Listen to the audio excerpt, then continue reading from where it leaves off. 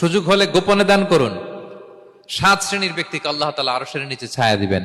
এর মধ্যে 1 শ্রেণীর ব্যক্তি হচ্ছে রজুলুন তাসাদ্দাকা বিসাদাকা ফাআখফাহা, যে গোপনে দান করে, হাত্তা লা তা'লামু শিমালুহু মা তুনফিকু ইয়ামিনু, এত গোপনে দান করে যে তার ডান হাত কি দান করেছে বাঁ হাত সেটা টের পায় না।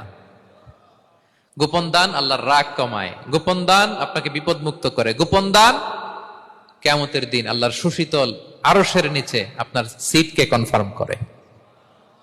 দান করবেন তো সবাই।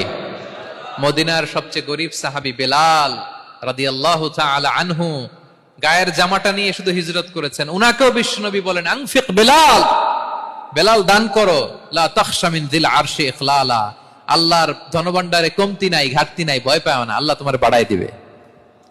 কিছুই নাই বেলালের। মুমিনরা সচ্ছল অবস্থায় অসচ্ছল অবস্থায় সব সময় দান করে। সচ্ছল অবস্থায় বেশি দেয়, অসচ্ছল অবস্থায় কম দেয়, কিন্তু দেয়।